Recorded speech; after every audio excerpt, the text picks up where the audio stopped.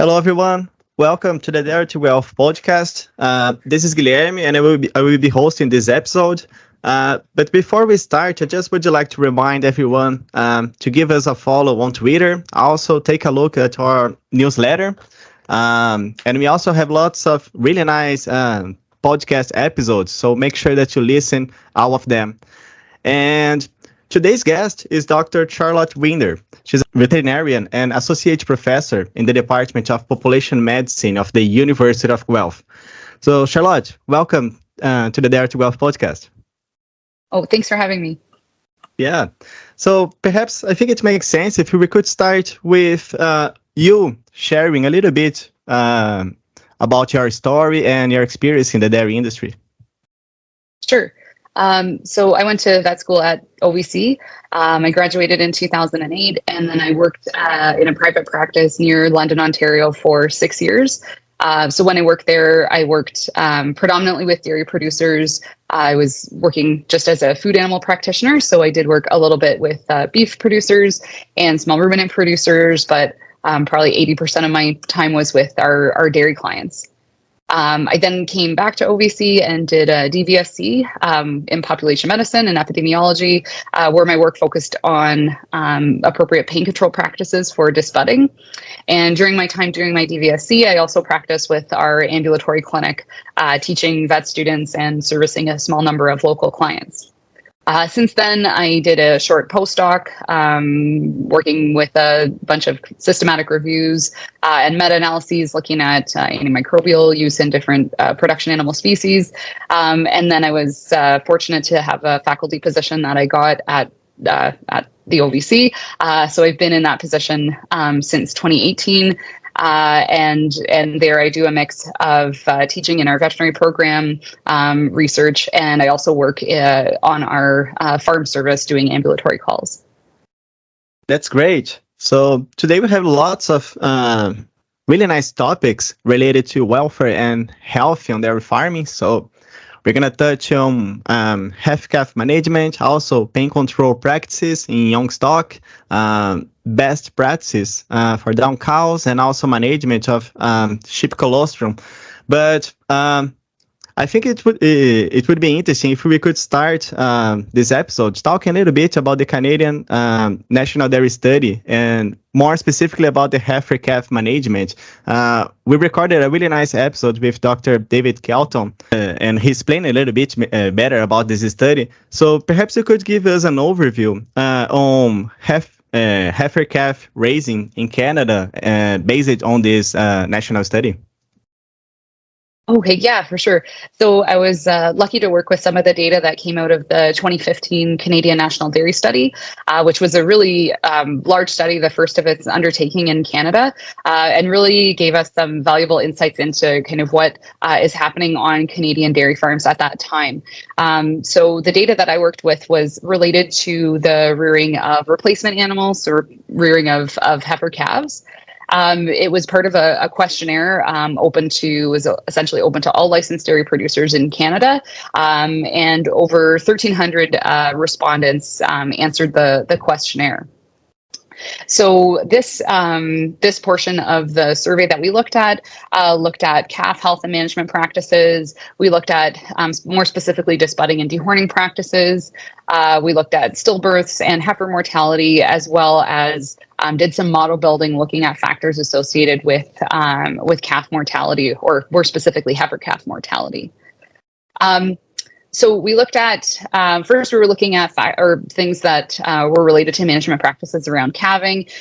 So around colostrum feeding, whether heifer calves were allowed to nurse their dam, how long they spent in the calving pen, when they were given colostrum, and how much milk they were fed over the milk feeding period. We also looked at housing practices, so whether they were housed in individual or group pens, and then we started to look at factors associated with calf mortality and calf loss. So at the time of the survey, so again, it was done in 2015. Over half of the respondents try to never allow their calves to nurse their dam, which meant that conversely, just under half of producers did allow some contact between dam and calf, where calves were nursing from their dam. We had about 17% of producers where they removed calves within 30 minutes of birth. Just over 2/3 of producers reported that they always fed calves 4 liters of colostrum within 12 hours of birth. And a smaller number, so just under 20%, fed colostrum between the hours of 9 p.m. and 4 a.m. And so we were looking at that kind of as a factor associated with, how large the farm is, how many staff members are on the farm. We looked at pasteurizing colostrum. So at that time, 5% of producers responding to our survey pasteurized their colostrum.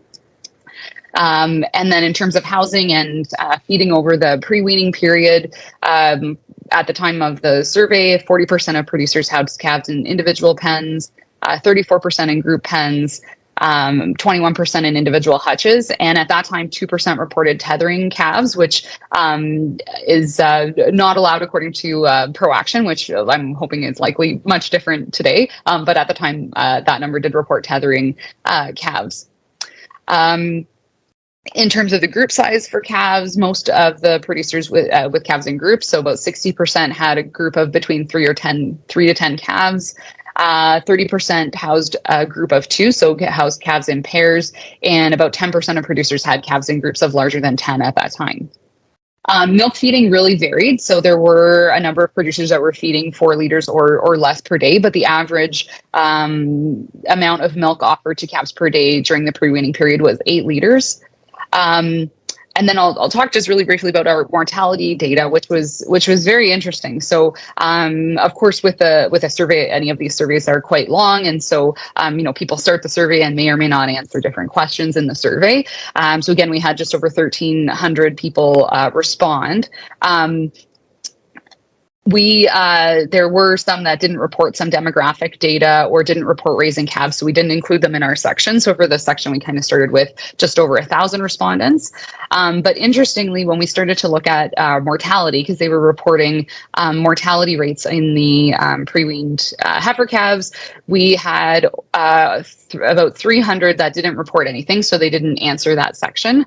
And then of the people that responded, so that was about 700 respondents, we had nearly 200 of those say that they had no heifer mortality, so they reported 0.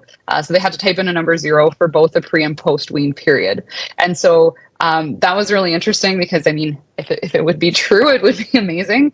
But just, based on the number of calves born on farms, it's definitely unrealistic that many farms would have had 0% mortality. So it's likely that those people maybe just didn't want to answer the question and maybe thought they had to put a value in, or maybe didn't know the answer. Because again, this was based on their recall, not based on any records. So, we don't really know what that indicates, but it at least indicates that either they, didn't want to answer that section or really didn't know what their calf mortality was. When we looked at those remaining respondents, that actually gave us a number because we really didn't feel comfortable including, that many zeros in an average. So for farms that did report at least one calf dying, we had an average pre-weaning mortality rate of 6.5%.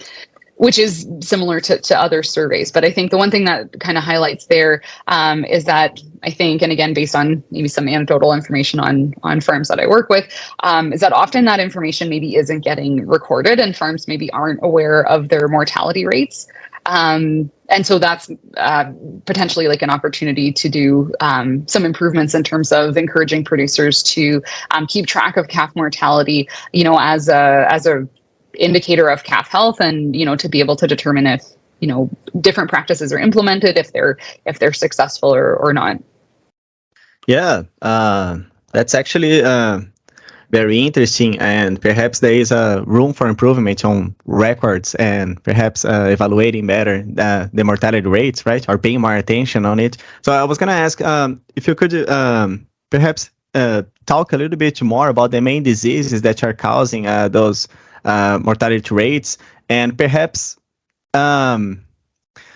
what do you think about what could be the risk factors or things related to mortalities?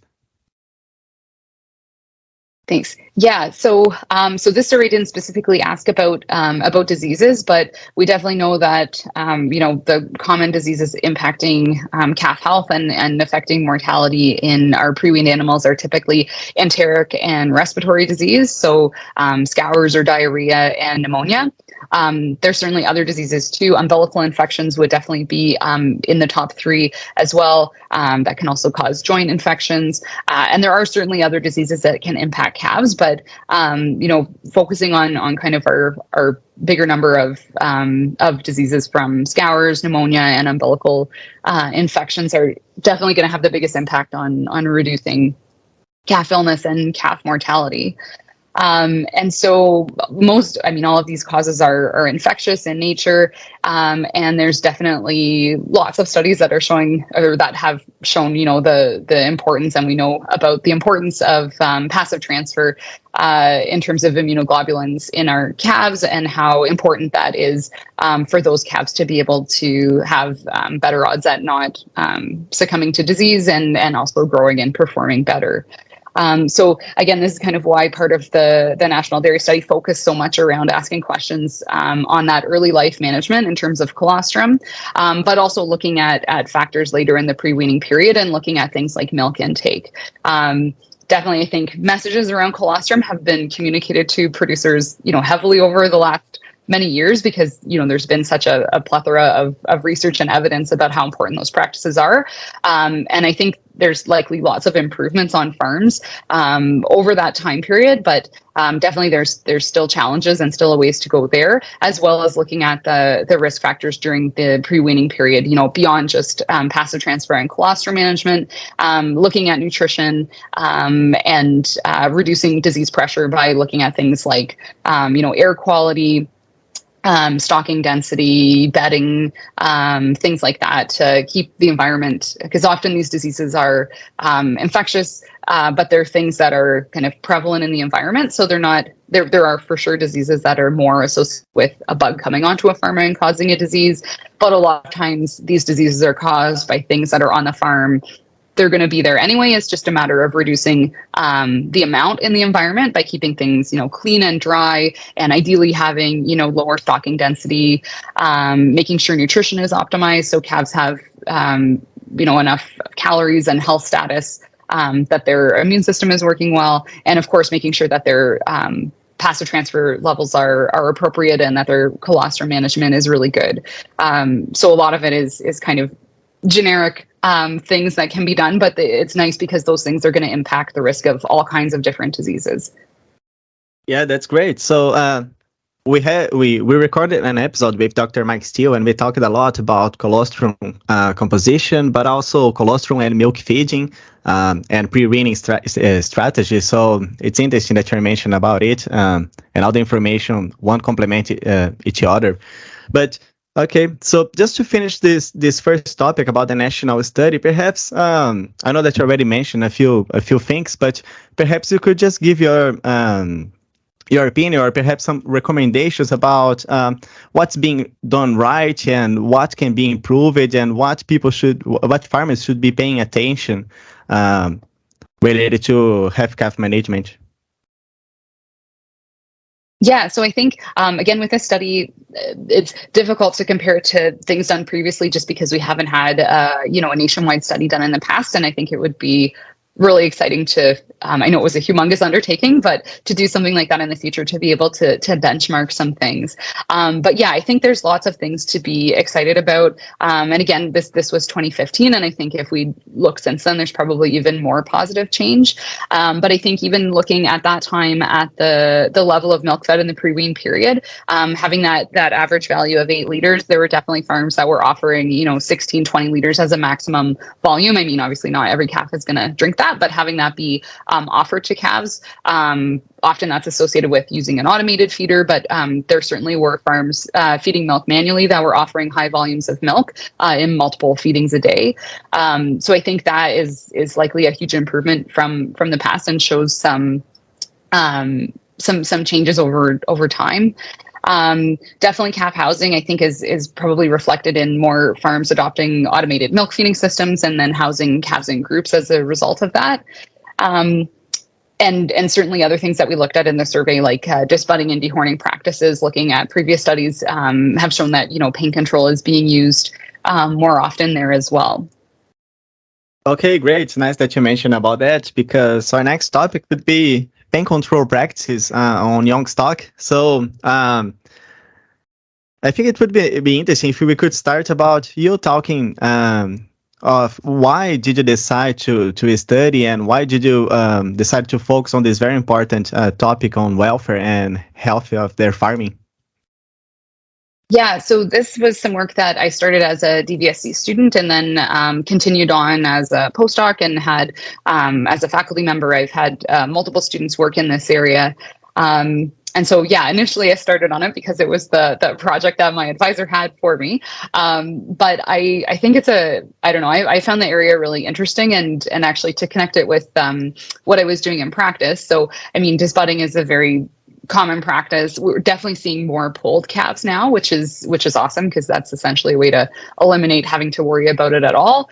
But although we are seeing, the emergence of polled genetics, and on some farms, like one of the farms I work with our ambulatory service, they have a lot of polled calves, but again, it's probably 15% of calves maybe on their farm that are born that are polled. So disbudding is definitely still a very common practice on farms.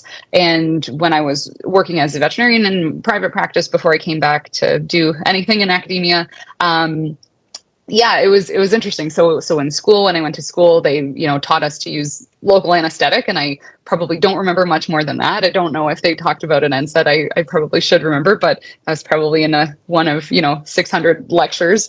So definitely local anesthetic block. I learned how to do it, and dehorning obviously is much easier if your block works and the calf is frozen. And so when I started in practice, a lot of the herds that I got to work with at first were herds that a veterinarian that was kind of slowing down and starting to think about retirement had given to me to take over as a herd vet. And this particular vet, actually, the practice I worked at had about 8 bovine veterinarians, and they all used local anesthetic for disbudding, except for the one vet that was retiring. He didn't use anything.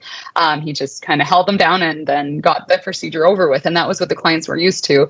But me coming out of school, that was not what I was used to. And so this is maybe bad from a communication standpoint, but I didn't really have a conversation with them. I just started, they were expecting me to dehorn calves at Herd Health. So after we did the preg checks, I did the calves, and I just started using freezing, and I didn't really ask. And no one had a problem with it.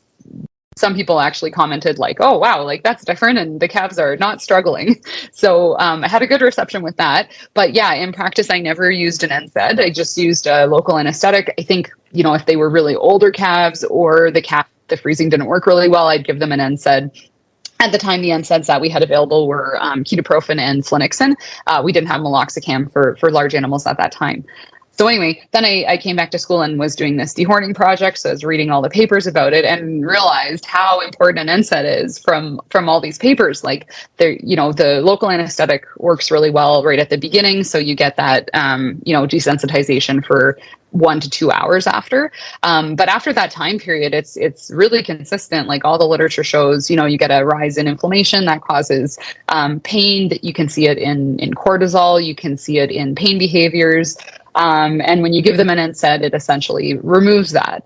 But I think in practice at the time, it wasn't common. And if you're on the farm doing the disbudding, whether you're the vet doing it or the farmer doing it or someone working on the farm doing it, you can see the difference with the local anesthetic. But the NSAID, you'd have to be a researcher sitting at the farm watching ear flicks to be able to, I think, really appreciate the impact of the NSAID, because it's over a longer period of time when you're not necessarily with the calves.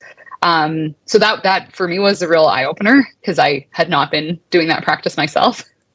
And so and I think the industry has really changed quite a bit now, and it's a really commonplace for it to be used, and is actually required by ProAction that an NSAID is used too. Yeah, which actually it's really great, right? So you already mentioned a little bit, but perhaps we could just talk a little bit more. Or I was just wondering if you have seen anything on the benefits And of course, they're going to be a long term, right, of a better management on this budding and dehorning in their farming.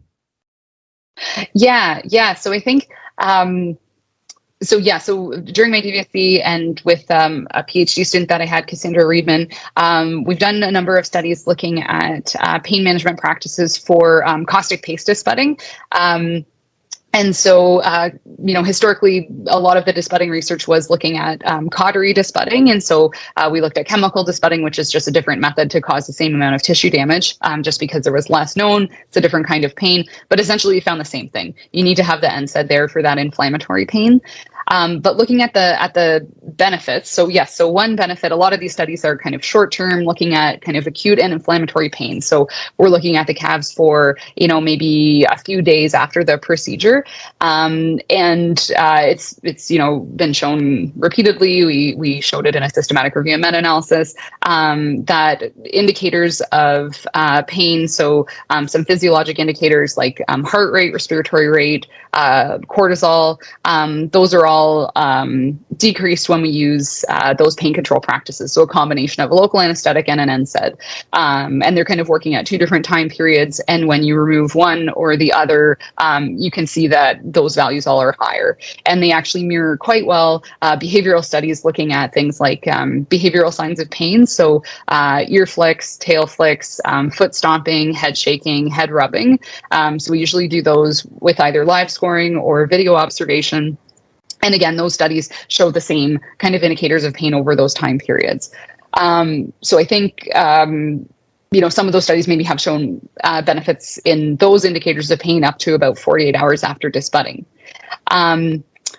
So important from a welfare standpoint there. There has been some work kind of trying to look at things like performance. So, weight gain, do calves that get pain control, eat better for the short term? And does that translate into like a heavier calf at weaning?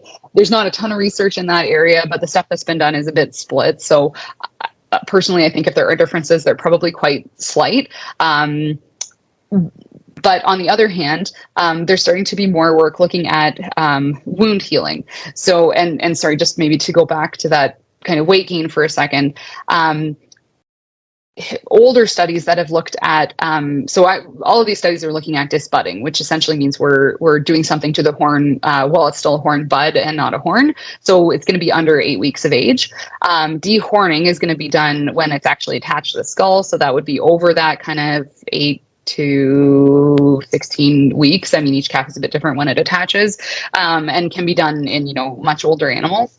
And there's, now it's much easier to do them when they're little. And we're really looking at disbudding as a practice as opposed to dehorning, because we have lots of studies from many decades ago showing the impact of dehorning and how that's much more invasive. Even with appropriate pain control, it sets animals back in terms of weight gain and performance. And so I think that practice for sure can impact kind of long-term performance. Whether we're using pain control for disbudding in a calf that's 3 weeks old, I don't know if we have evidence that calf is actually going to be, perform better when they're a first lactation animal. But that being said, there's lots of evidence that calf has better welfare over that time period. And I think we also look at another aspect of this, which would be, what do we want to be doing as an industry? From an industry sustainability standpoint, I think, ensuring that we're doing practices that have good animal welfare, as good an animal welfare component as we can. So making sure that we're managing pain or eliminating pain where we can. That's going to be really important, I think, from a sustainability standpoint. So maybe your heifers won't milk more in their first lactation, but if you are using appropriate pain control, it means someone will actually want to buy the milk from those heifers in their first lactation. But I'll maybe just, add one other thing, because I think this is a really interesting area that's kind of just being explored, kind of on the pain control standpoint, but kind of more longer term. So we know maybe from a performance standpoint, maybe there's not huge differences, but there's some really cool work coming out of UC Davis and some other institutions too now that are looking at wound healing and looking at pain sensitivity later in life. I think, and also UBC, I believe, has just recently published in this area too. So yeah, typically our studies have looked at pain in that first few days after disbudding, but the wounds that we cause these calves take, weeks to months to heal. And there's definitely evidence that those wounds are painful during that time period.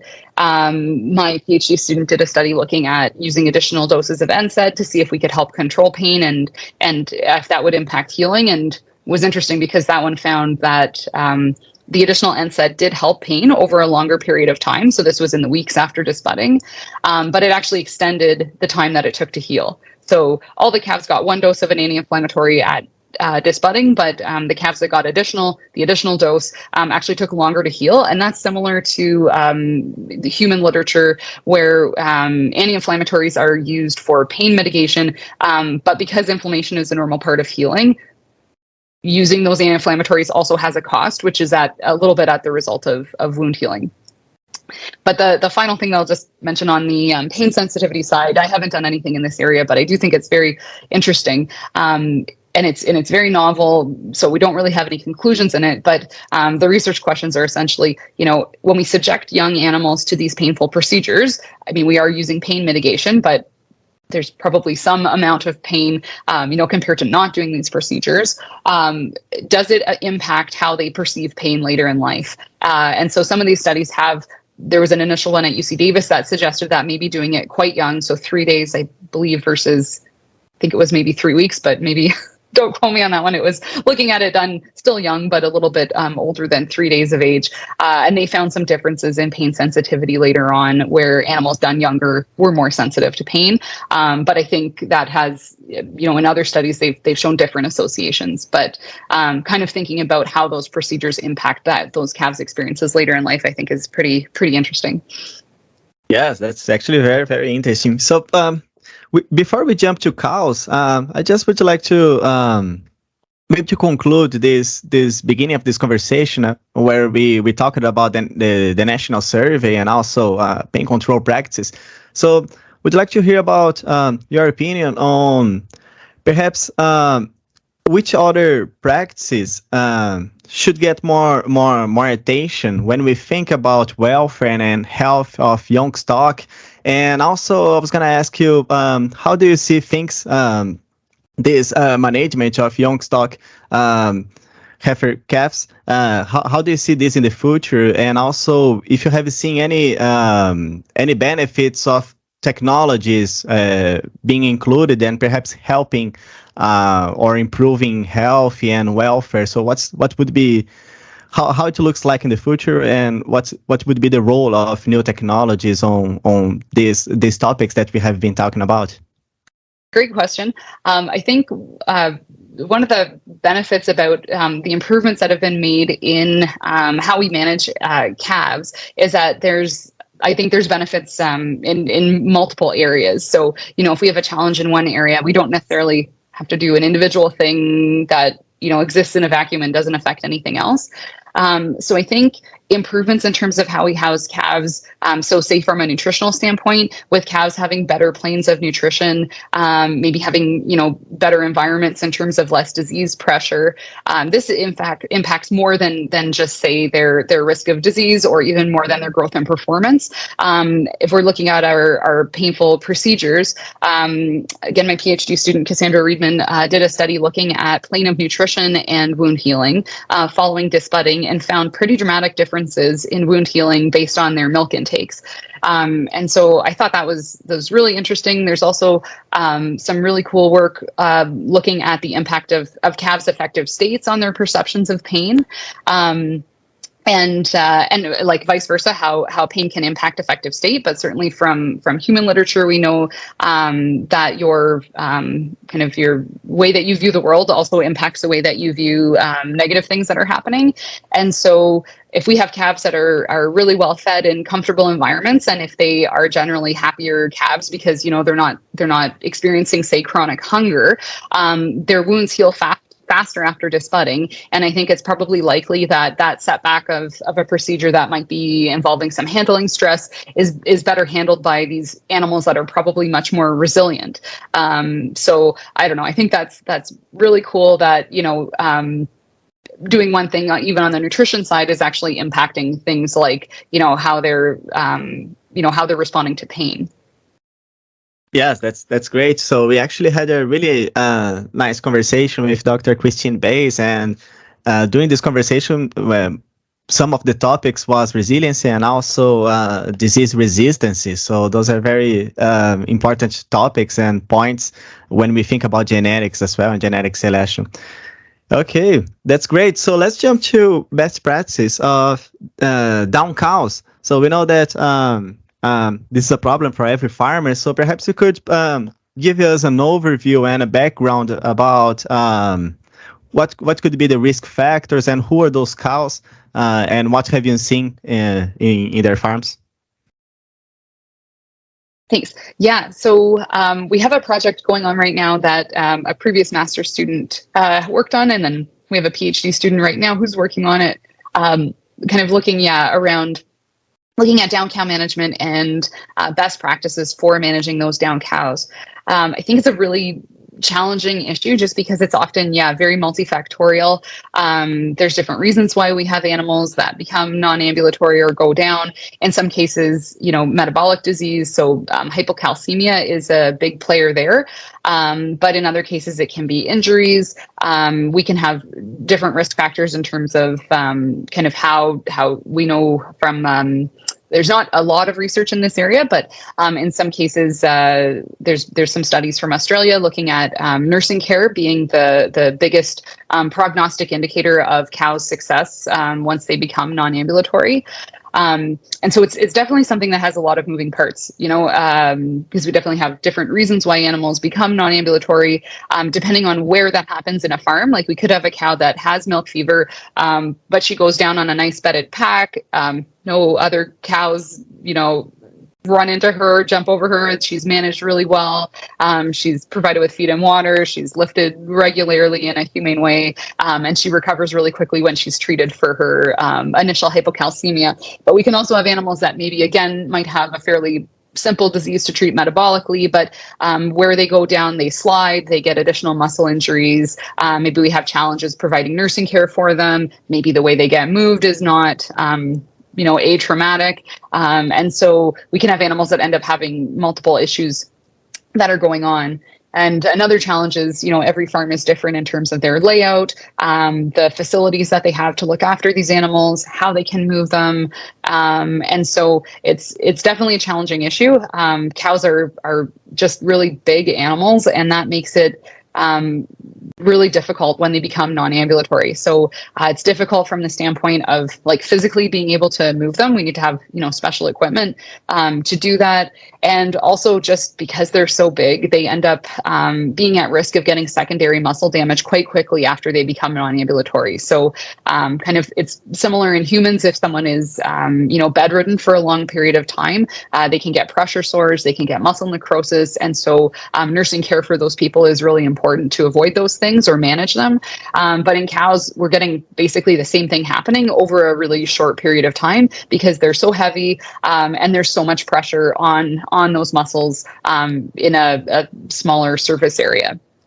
So basically have a big problem. Of course, probably people listening to this podcast probably are aware of some of the animal abuse incidents that have happened that have, made a lot of media attention. And a number of them have been surrounding somebody moving a down cow in an inappropriate way. Again, because they're really challenging to move. For sure, we've seen positive improvements in the industry in terms of requirements. So in ProAction, even over the last number of years, the requirements around having corrective action plans on your farm to look after down cows in a way that is thought out and thought about with your herd veterinarian. That's all been moving in a forward direction. But again, from a scientific standpoint, managing these animals, we don't have a lot of information out there. And so what our project is aiming to look at initially is looking at some survey data, looking at kind of what current practices are in terms of how producers in Ontario are looking after non-ambulatory cows, how veterinarians are advising them. And then we want to move forward looking at kind of a risk factor analysis. So because it's so multifactorial, we've got, different reasons for becoming non-ambulatory. We've got different scenarios in terms of where they might go down in a farm, how they might be moved or managed. And so we want to kind of plug all of those risk factors in and really try to better understand how producers and vets are making decisions around how to look after them, when to decide to euthanize them, and how to appropriately guide a prognostic kind of plan for them. So, deciding for this animal, is treatment worthwhile, or should we euthanize this animal to, avoid suffering? And if we are going to treat them, what's the best management plan for the animal? So hopefully at the end of this project, that's maybe what we're going to come out with. Yeah. That's a very, very, very important topic, research topic. And I know that you're just starting these studies, and I'm really looking forward to the results and everything. But perhaps you could mention or give us some good examples that you have seen in the ambulatory and the management of those down cows. For example, if we should lift the cow or perhaps flip, and you already mentioned about providing feed and water, right, for those cows. So perhaps you could just give us, or we could talk a little bit about good examples and good strategies, for example, or tools, or what vets and farmers have been doing, and perhaps a way to go, Yeah, no, and we have some initial results from the survey analysis, and yeah, so there is definitely some good news there, and a lot of producers, the majority of producers, are caring for down cows in ways that are appropriate, and so there are different options. So certainly, depending on where animals become non-ambulatory, often they will need to be moved because they can't be treated and managed where they go down, and so the important thing with moving those animals is to make sure that they're not being dragged, that they're being placed onto something and then either being lifted or carried. And so that could be on a stone boat where an animal is kind of rolled or lifted onto a little sled, or a stone boat where that can then be dragged. So the cow isn't being dragged, the platform that she's on is being dragged, or certainly a bucket of a front end loader if the animal can fit in there appropriately, and essentially rolling animals into somewhere where they can then be lifted. Unfortunately, we did see some respondents in our survey saying that animals were moved using hip lifters, which hip lifters are certainly a useful tool to assist animals in rising. They're placed on the hips and then attached to a skid steer or a tractor or something to help them take the weight off of their back end and help them rise. But they're not an appropriate tool to be used to move an animal. And so we did see that there were some producers reporting that they were moving animals with those devices. In terms of once the animal is in a location, ideally something with really good traction, so a deep bedded pack or sand, something where they'll have traction to get up as opposed to slipping. Something like that is good. Ideally, again, somewhere where they can access feed and water. So often that would mean an individual pen, just so that they don't have to compete with other animals for feed and water.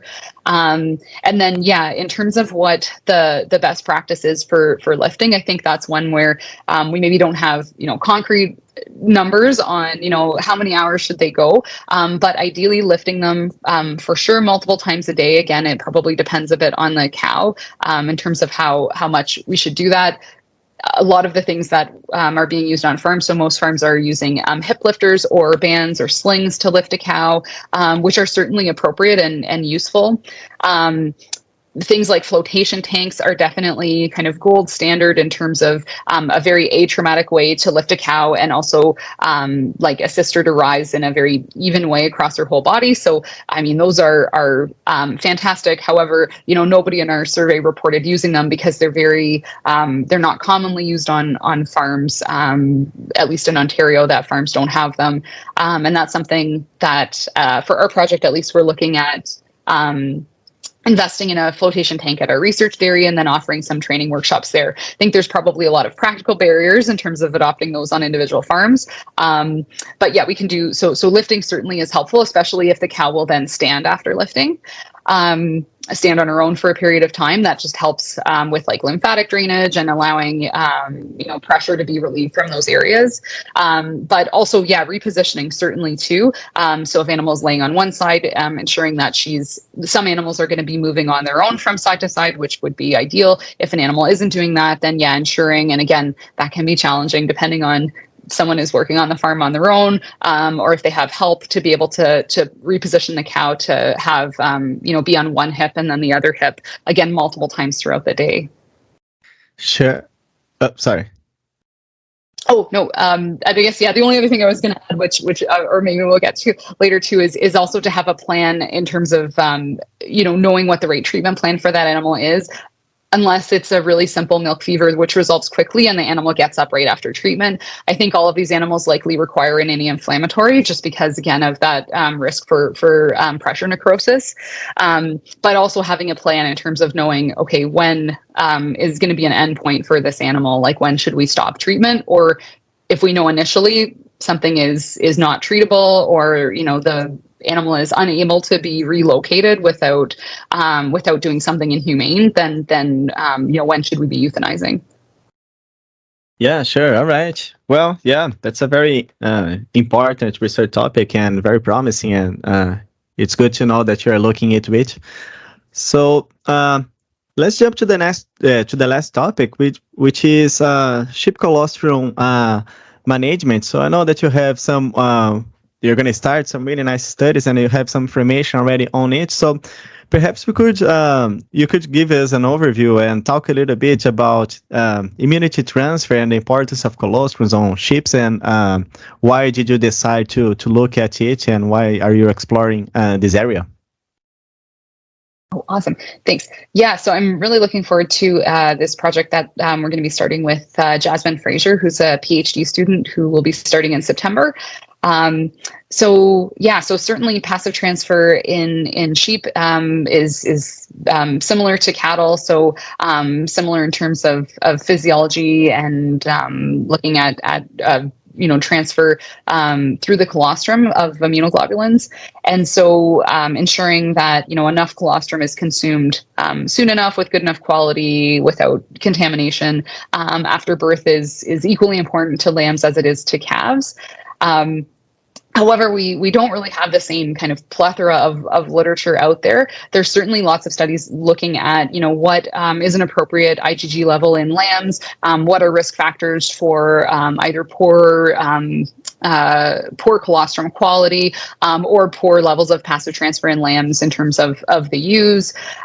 So there's research out there. One of the challenges in sheep is that there are lots of differences in terms of breeds. We have breeds that are really prolific. We have breeds that have often just singles and twins, and then they're also often managed in very disparate ways. So we've got animals managed very intensively, having accelerated lambing systems, producing more litters per year, versus a more extensive system where animals may never see inside a barn. They may lamb outside once a year. The goal is for them to kind of manage themselves, and it's much more extensive.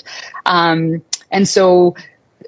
even within Canada, where we have a smaller sheep industry for sure compared to other countries globally, we see all those different systems. So we have very intensively managed prolific breeds and more extensively managed farms as well.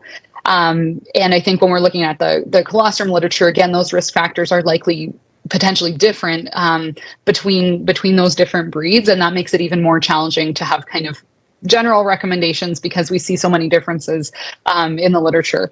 And so our work is going to hopefully help add to that. In our case, we want to specifically look at a really prolific breed managed in an intensive way. And we're doing that because we think, or at least we know that those are going to be the ones that are more at risk to have poorer rates of passive transfer on the lambs, and then have potentially higher morbidity and mortality in those lambs. And so hopefully our results are generalizable to those prolific, intensively managed breeds.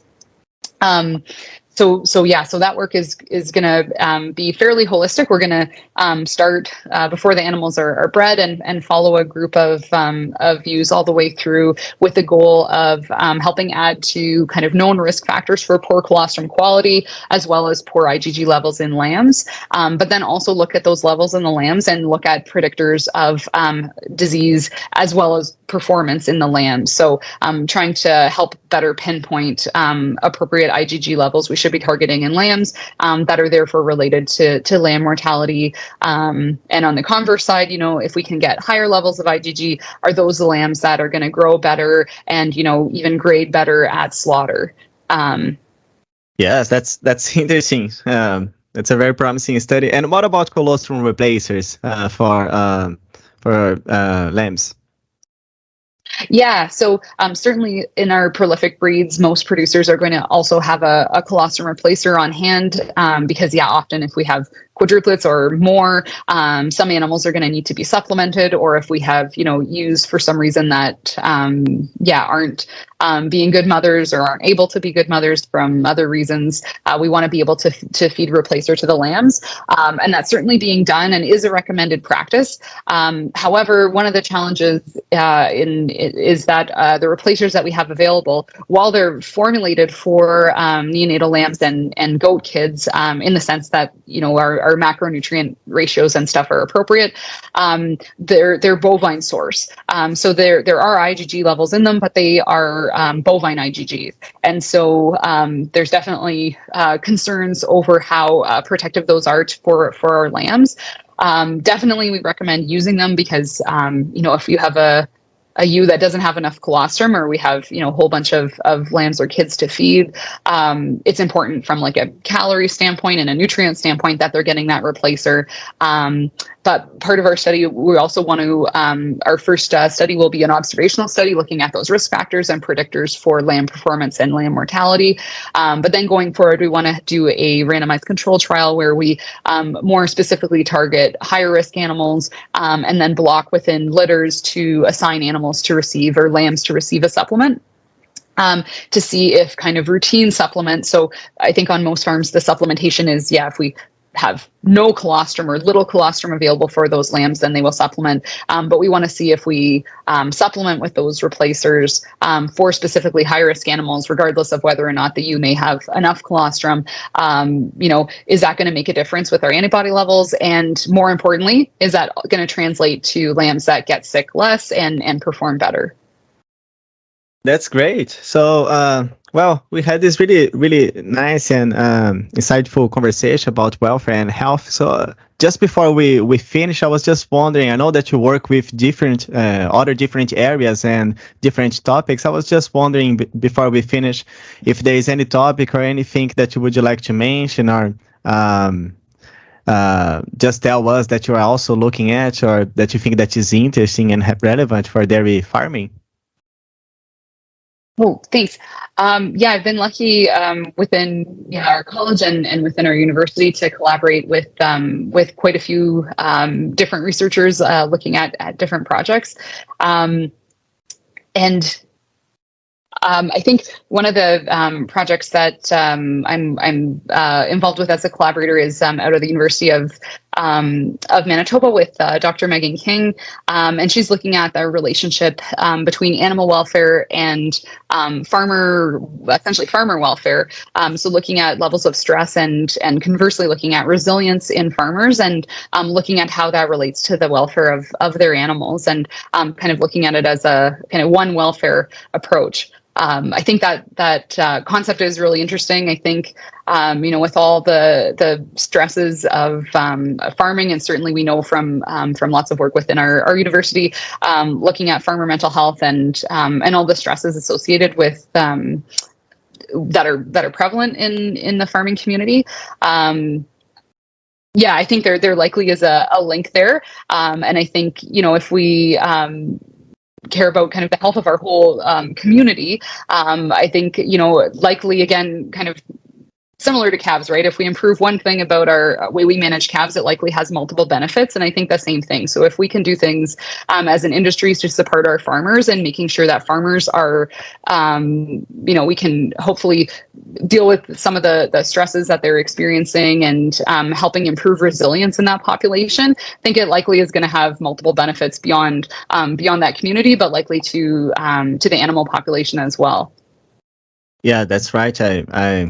I do think that's important to raise this flag, and farmers' mental health is something that we really need to think about. And it's nice that you mentioned that. Okay, Charlotte. So this is the end of this episode. Thank you very much for taking the time to participate and to contribute with Dairy to Wealth. Oh, thanks so much. It was a pleasure talking to you. Yes, and also would like to thank everyone that listened to us. I hope you like it. Please share with your network and help us promoting the Dare to Wealth podcast. Thank you very much.